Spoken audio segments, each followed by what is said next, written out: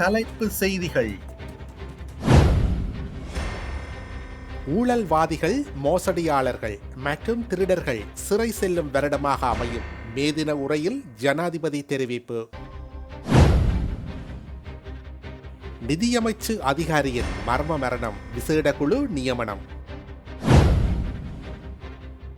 எமது நிலம் எமக்கு வேண்டும். வலிவடக்கில் இராணுவ முகாம் முன்பாக காணி உரிமையாளர்கள் நேற்று போராட்டம். வன்முறையை கட்டவிழ்க்கும் இஸ்ரேல், ஐநா நிபுணர்கள் குழு கவலை. 7 வயது சிறுவன் நீச்சலில் உலக சாதனை. விரிவான செய்திகள்.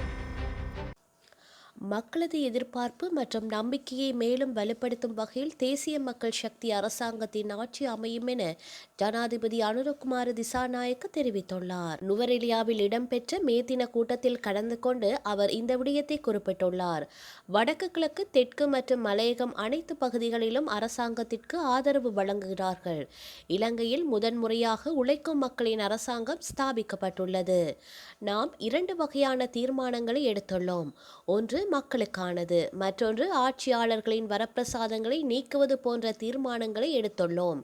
இலங்கையின் முதன்முறையாக உழைக்கும் மக்களின் நோக்கத்தை அடிப்படையாக வைத்து தீர்மானங்களை எடுக்கும் அரசாங்கமாக உருவாகியுள்ளது. டித்வா புயலினால் பெருந்தோட்டத்துறை சார்ந்த விவசாய நிலங்கள் என்பன சேதமாகின. நாம் உழைக்கும் மக்களுக்கான அரசாங்கம் என்ற வகையில் அதிகளவான நிவாரணங்களை வழங்கினோம். அதேபோன்று உழைக்கும் மக்களுக்கான அரசாங்கம் என்பதாலேயே தோட்ட தொழிலாளர்களுக்கான சம்பளத்தை அதிகரித்தோம். இப்படித்தான் உழைக்கும் மக்களுக்கான அரசாங்கத்தை ஸ்தாபித்தால் நன்மை கிடைக்கும்.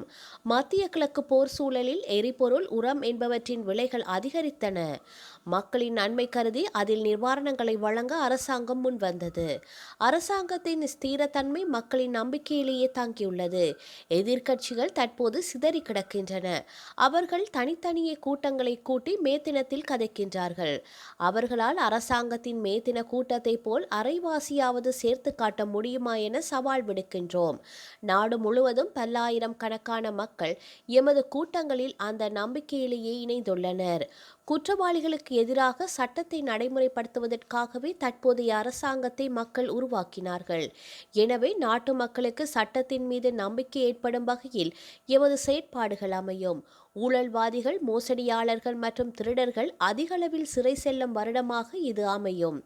இதற்கு முன்னர் இருந்த ஆட்சியாளர்கள் தமது வரப்பிரசாதங்களை அதிகரித்துக் கொள்வதற்கான தீர்மானங்களையே எடுத்திருந்தார்கள். ஆனால் தேசிய மக்கள் சக்தி அரசாங்கம் அதற்கு மாறுபட்ட வகையில் மக்கள் நலன் சிந்தித்தே பல்வேறு தீர்மானங்களை எடுத்துள்ளன. எந்த ஒரு தராதரமும் பாராமல் சட்டம் அனைவருக்கும் சமம் என்ற அடிப்படையில் நடைமுறைப்படுத்துவோம். டித்வா புயலுக்காக 50,000 கோடி ரூபாவை நிவாரணமாக வழங்கினோம். ஆனால் அவற்றில் 1% கடன் வாங்கியோ புதிய நாணய தாள்களை அச்சிட்டோ வழங்கவில்லை. தமிழ் மொழி ஆசிரியர்கள் பற்றாக்குறை நிலவுகின்றது. எனவே தமிழ் மொழி மூலமான கல்வியற் கல்லூரிகளில் அதிகளவான தமிழ் ஆசிரியர் மாணவர்களை இணைத்துக் கொள்வதற்கான கலந்துரையாடல்களை கல்வி அமைச்சின் ஊடாக முன்னெடுத்து வருகின்றோம். பெருந்தோட்ட வீதிகள் அனைத்தையும் அபிவிருத்தி செய்வதற்காக நிதி ஒதுக்கீடுகள் செய்யப்பட்டுள்ளன. மக்களும் அரசாங்கமும் ஒன்றுடன் ஒன்று இணைந்து பயணிக்கும் அரசாங்கமாக இது அமைந்துள்ளதால் மக்களது எதிர்பார்ப்பு மற்றும் நம்பிக்கையை மேலும் வலுப்படுத்தும் வகையில் தமது சேவை அமையும் என ஜனாதிபதி அனுரகுமார திசாநாயக்க தெரிவித்துள்ளார். சந்தேகத்துக்கிடமான முறையில் உயிரிழந்த நிதியமைச்சின் உதவி பணிப்பாளரின் மரணம் அவர் ஏற்படுத்திக் கொண்ட காயங்களினால் நேர்ந்த தற்கொலை என மரணத்திற்கான காரணத்தை கண்டறிய நியமிக்கப்பட்ட 4 பேர் கொண்ட சட்ட மருத்துவ குழு உறுதி செய்துள்ளது. நிதி அமைச்சுக்கு சொந்தமான 2.5 மில்லியன் அமெரிக்க டாலர்கள் மோசடியாக கைமாற்றப்பட்ட சம்பவம் தொடர்பில் பணி இடைநீக்கம் செய்யப்பட்டிருந்த திரைசேரியின் வெளிநாட்டு வளங்கள் திணைக்களத்தின் உதவி பணிப்பாளர் ரங்க ராஜபக்ஷ தனது வீட்டு தோட்டத்தில் சந்தேகத்துக்கிடமான முறையில் உயிரிழந்து கிடந்தார். அவரது கை மற்றும் காலில் 3 வெட்டுக்காயங்கள் காணப்பட்டதாகவும் அதன் அடிப்படையில் இது தற்கொலையா அல்லது கொலையா என்பது குறித்து போலீஸ் விசாரணைகள் முன்னெடுக்கப்பட்டு வருவதாகவும் போலீசார் தெரிவித்துள்ளனர். உயிரிழந்த உதவி பணிப்பாளரின் உடற்கூறு பரிசோதனைக்காக 4 சட்ட மருத்துவ நிபுணர்களை கொண்ட குழுவொன்று நியமிக்கப்பட்டதாக சுகாதார அமைச்சின் செயலாளர் விசேட வைத்திய நிபுணர் அனில் ஜாசிங்க தெரிவித்துள்ளார். சம்பவம் தொடர்பான நீதவான் விசாரணை இடம்பெற்ற நிலையில் உடற்கூறு பரிசோதனை குளியாப்பிட்டிய போதனா வைத்தியசாலையில் நேற்று பிற்பகல் நடைபெற்றது. அதன்படி இந்த மரணம் அவர் ஏற்படுத்திக் கொண்ட காயங்களினால் ஏற்பட்டது என்பதை விசாரணைக்காக நியமிக்கப்பட்ட 4 சட்ட வைத்திய அதிகாரிகள் அடங்கிய குழு உறுதிப்படுத்தியுள்ளது. வலிகாமம் வடக்கு பகுதிகளில் உயர் பாதுகாப்பு வலயமாக உள்ள தமது பூர்வீக காணிகளை விடுவிக்க கோரி காணி உரிமையாளர்கள் இராணுவத்தினரின் கொமாண்டர்ஸ் பங்களா முன்பாக போராட்டத்தை முன்னெடுத்தனர். வலிவடக்கில் 256, 248, 251 மற்றும் 255 ஆகிய கிராம சேவையாளர் பிரிவுகளை சேர்ந்த மக்கள் கடந்த 1990ஆம் ஆண்டு ஜூன் மாதம் தமது இடங்களிலிருந்து வெளியேற்றப்பட்டனர். யுத்தம் முடிவடைந்து 17 வருடங்கள் கடந்துள்ள போதிலும் பாதுகாப்பு தரப்பினர் வெளியேறாத காரணத்தால் இப்பகுதிகள் தொடர்ந்தும் உயர் பாதுகாப்பு வலயமாகவே காணப்படுகின்றனர். தமது காணிகளை விடுவிக்க கோரி பல வருடங்களாக போராடி வரும் உரிமையாளர்கள் கடந்த வெள்ளிக்கிழமை முதல் ஒவ்வொரு வெள்ளிக்கிழமைகளிலும் போராட்டங்களை முன்னெடுக்க தீர்மானித்திருந்தனர். அதன் தொடர்ச்சியாகவே நேற்று போராட்டம் முன்னெடுக்கப்பட்டது. போராட்ட இடத்திற்கு விஜயம் செய்த நாடாளுமன்ற உறுப்பினர் கஜேந்திரகுமார் பொன்னம்பலம் போராட்டத்திற்கு தனது பூரண ஆதரவை தெரிவித்தார். அத்துடன் பாதிக்கப்பட்ட மக்களை ஜனாதிபதியுடன் நேரில் சந்திப்பதற்கான ஏற்பாடுகளை செய்வதாகவும் அவர் இதன்போது உறுதியளித்தார்.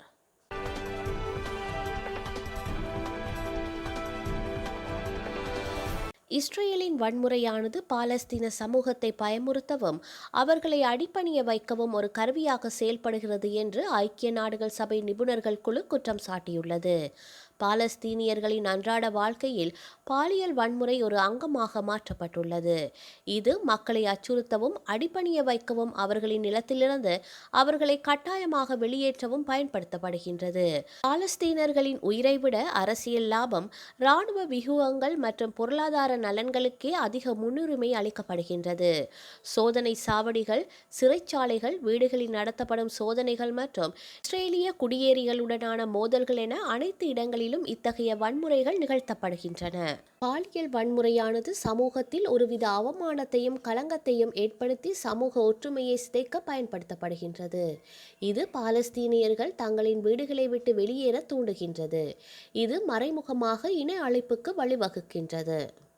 ஈரான் போர் நிறுத்த பேச்சுவார்த்தைகள் குறித்து பேசிய ட்ரம்ப், அவர்கள் ஒரு ஒப்பந்தம் செய்து கொள்ள விரும்புகிறார்கள், ஆனால் தற்போதைய முன்மொழிவுகளில் எனக்கு திருப்தி இல்லை, என்ன நடக்கின்றது என்று பார்ப்போம் என தெரிவித்துள்ளார்.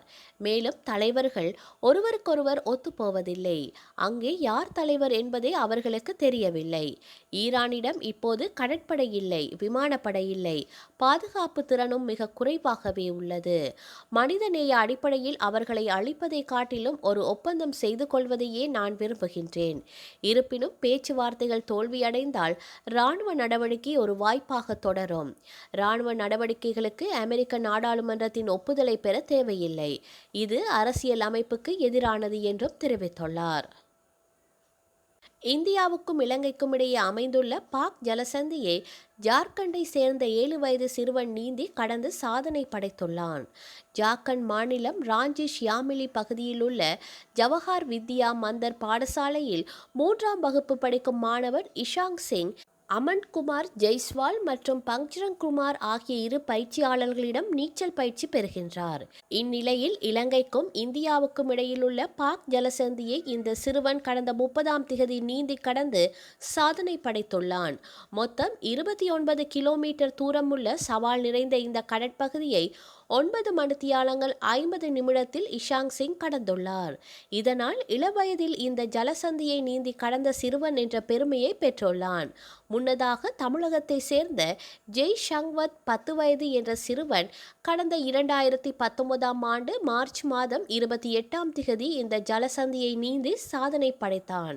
ஆனால் அவன் எடுத்துக்கொண்ட நேரம் 10 மணித்தியாலங்கள் 30 நிமிடங்கள் ஆகும். இதனால் பாக் ஜலசந்தியை இளம் வயதில் விரைவாக கடந்த நீச்சல் வீரர் என்ற விருதை இஷாங் சிங்கிற்கு யுனிவர்சல் ரெக்கார்ட்ஸ் ஃபாரம் என்ற உலக சாதனை அமைப்பு வழங்கி கௌரவித்துள்ளது. வரலாற்றில் இன்று